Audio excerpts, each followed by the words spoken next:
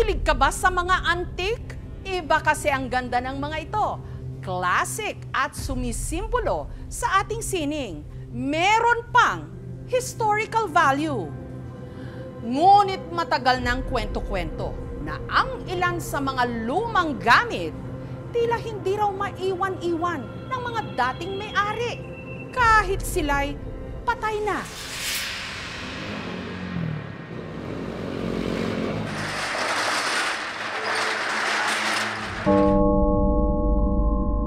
Kadalasan nangyayari yun sa gabi. Marami sila dito. Na may nakaupo doon, mayroon dito. Ramdam mo na, parang may nakatingin sa'yo. Parang may kumakalampag sa loob ng kabanit. Tumitingin ako sa lang. Yun yung babae na yun na parang bugto yung mata. Pag malapit na po akong bababa sa hagdan, babae lang po nakita ko. Parang wala siyang ulo.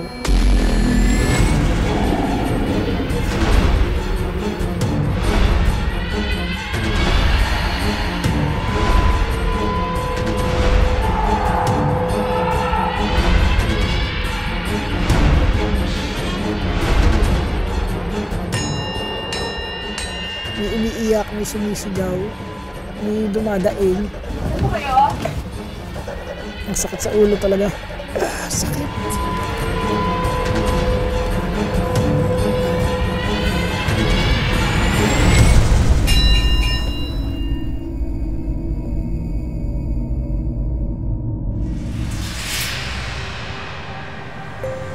Sikat sa mga kolektor ang antique shop na ito sa Quezon City na binuksan taong 1990. Dito kasi nakapwesto ang samut-saring mga nagbebenta ng mga antigo. Sa second floor, makikitang hile-hilera ang mga stall kasama na ang antique shop ni JB. Ito, pinakaluma ito na cabinet turntable, mga 50s. Yung iba dyan kasi namatay yung mga magulang nila. Tapos mga bata walang hilig eh. Pag nabinta yung bahay, binibinta nila mga gamit. Pero madalas daw na may kakaibang nararamdaman dito. Minsan mayroong mga boses. Paniniwala ni JB, ang ilan sa kanyang mga ibinibentang gamit may lamang espiritu. Gaya ng vintage doll na ito na pinangalanan niyang baby girl. Nabili ko yan sa isang bahay eh. Nasabi sa akin na may laman nga espiritu ng bata. Kaya matapang daw yung mukha. Mabait naman daw. Nilagyan ko siya lagi ng pagkain para matutuwa siya. Tapos ito pumaypay niya. Sabi ko na lang sa kanya, bantayan mong stock ko. Ka pa ba uwi? Sige, mauna ka na. May inaayos pa ako eh. Wala na ako. Okay, ingat ka. Matagal kong hindi siya napapansin kasi minsan busy rin ako eh. Nag-tatampo siguro.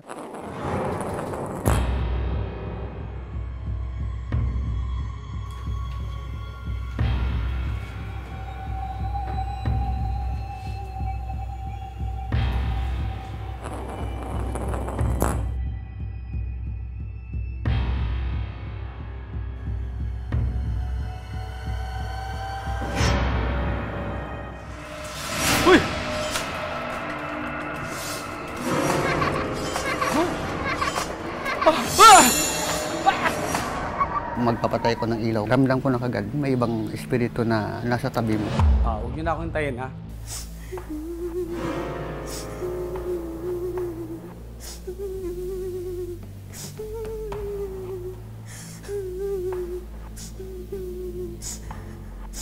Maris? Maris ka ba yan? Miss?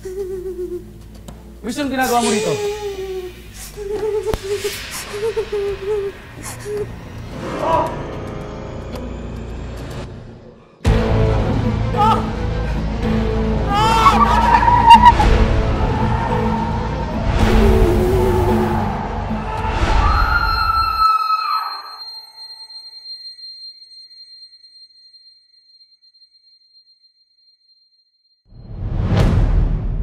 Ano ako dito, yung agimat may dasal yun. Protection lang din naman sa mga masamang espiritu. Habang ipinapakita ni JB ang itinuturing niyang proteksyon, may nahagip na ibang boses ang camera na parang may sinasabi, pakinggang mabuti. Mas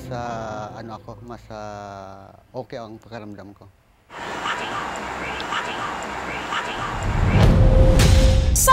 ng tindahan ni JB, may isa pang antique stall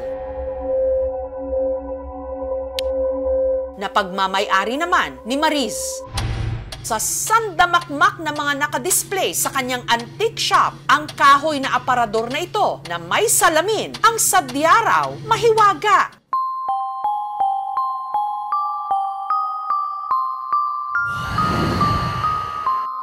Tinitingin ko dito kung may tao, wala naman.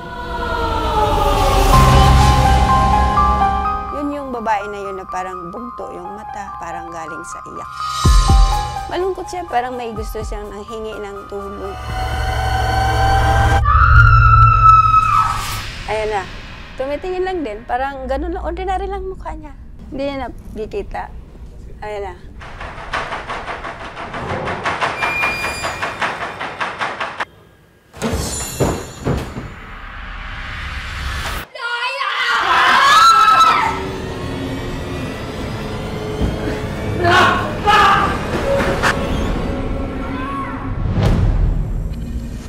Hanggang ang di umano'y babae sa aparador nagiging agresibo.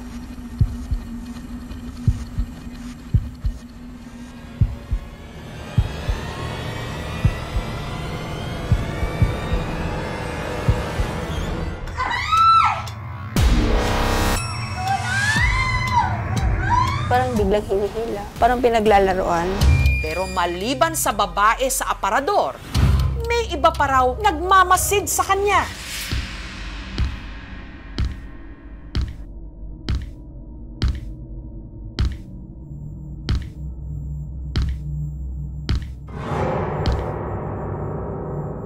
Ako pa lang yung magbubukas. Parang may naghihintay na anak siya sa mismong hagdan. Ang hinala niya, ito raw ang mangangalakal ng lumang gamit na si Rex. Nakamakailan lang namatay. Ginulat mo naman ako, Rex. Akala ko multo na. Bago naging antique shop, ang ikalawang palapag ng building, dating boarding house nung dekada 90, kung saan daw labandera dati si Marites. Ito, ginawang kwarto-kwarto nga, ma'am. Siguro nasa 30, pati sa taas. Noon pa man, meron na raw mga tila maliligalig na kaluluwa sa palapag na ito. Hindi naglalaba po ako.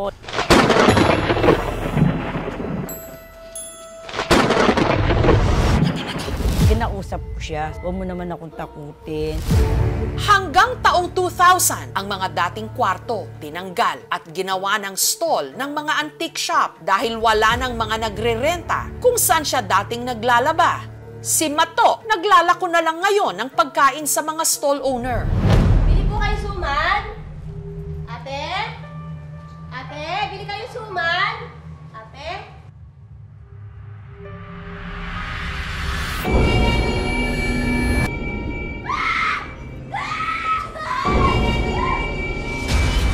Babae lang po nakita ko. Wala siyang ulo.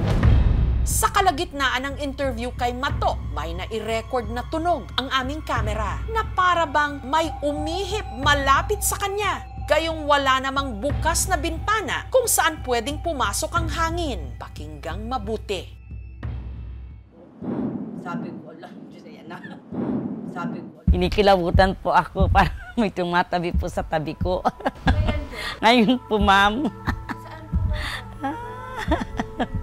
Nilalamig po ako na parang inaakbayan niya ako. Si Marites may hinala kung sino ang nagpaparamdam sa kanya. Yung GRO nga na nilalabang ko rin. Si Carol! Tingin ka lang! Tumakbo naman po ako. Tinignan ko, wala. Carol! Sandali lang! Ano ba nangyari sa'yo? Teka! Ano yan? Ano ba nangyari? Sabi ko, sumusuka ng dugo. Gusto pa nga po nila akong sumama. Sabi ko, ay hindi ako pwede. Para akong, hala, hindi ko malang sinamahan. Sa kinabukasan niya, sabi nga, patay na. May laman ba talaga ang mga antigo rito? Habang lumilibot ang aming team, may nahagip ang CCTV camera na parang aninong lumutang sa hallway. Ano yan?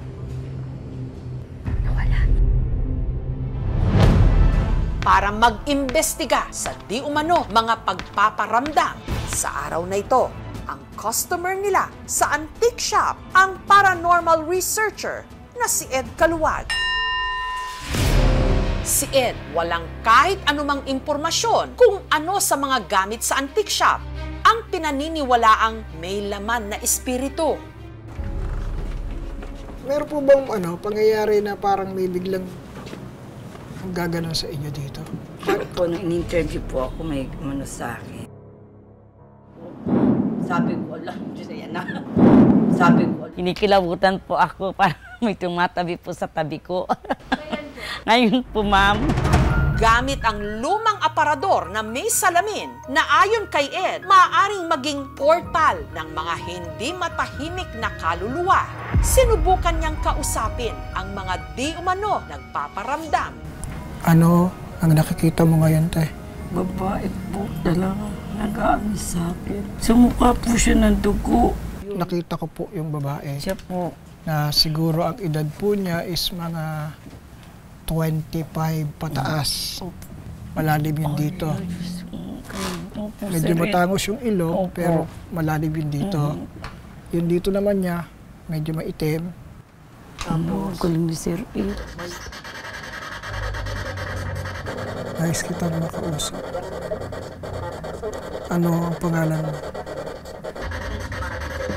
Nimpa.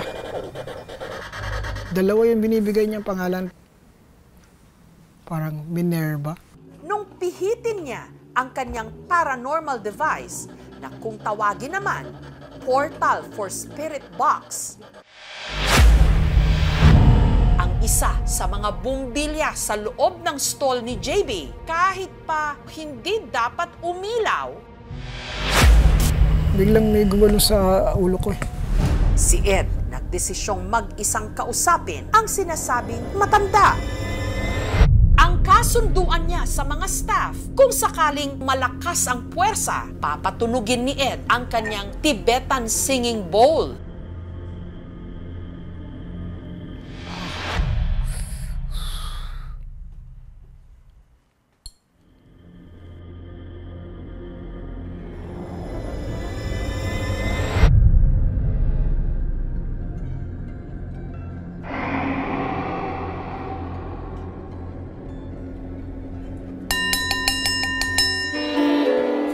Merong biglang humawak ng paa ko.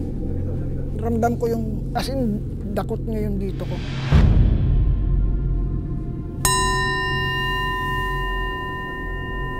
Gantong mata yung nakatingin sa akin kanina.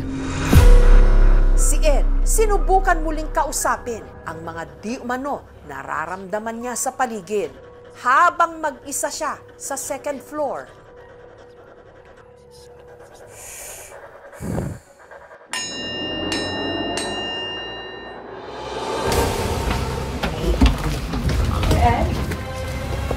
May sabay-sabay na sumisigaw sa tenga ko. Sakit sa ulo, sobra. Sir Ed? May umiiyak, may sumisigaw, may dumadaing. Ano po kayo? Ang sakit sa ulo talaga. Sir Ed? Sir Ed,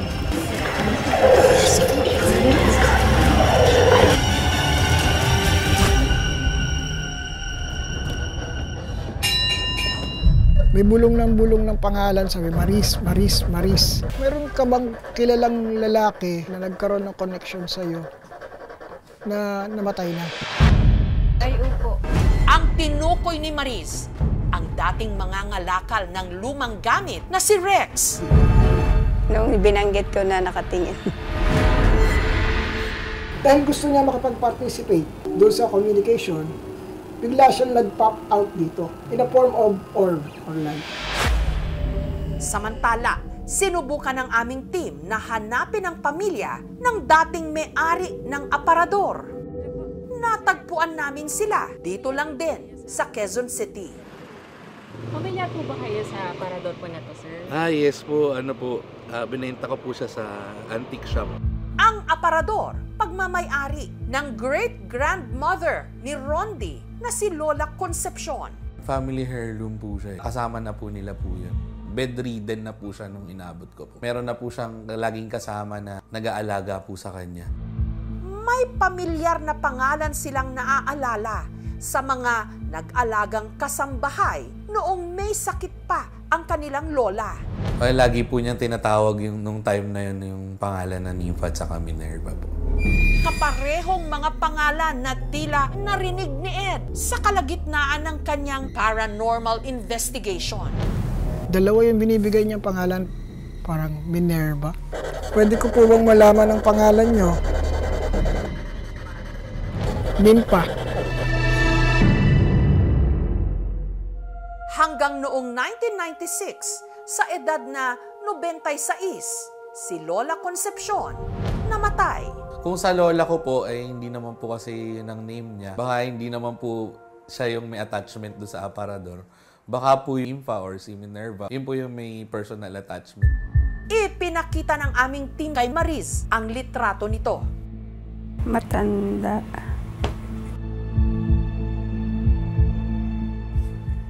Parang ito yatang nakaupo. Kasi yung buhok niya medyo maiksi. Si Rondi muling pinuntahan ang antique shop kung saan niya ibinenta ang lumang aparador. Na baka dahil sa gamit, parang ayaw niya ipabenta. Yung ganyan, mahal naman niya yung gamit. Pasensya na po siguro kung naibenta ko po ito. Pinagdadasal ko rin po yung medyo na-attach din po na nakaluluwa po na dito sa aparador. Wala man dapat ikatakutan niyo sa mga lumang gamit or antique. Multo naman is kanya-kanyang pananaw. Kapag ka pinalayas mo ng spirito, tapos na ang kwento. Para po sa lahat ng mga natatakot sa haunted objects, kilalanin natin ang ating Panginoong Hesus ang pinakamakapangyarihan sa lahat. Bawat lumang gamit, may naiiwang enerhiya at kwento tungkol sa mga dating nagmamay-ari nito kahit wala na sila rito sa mundo.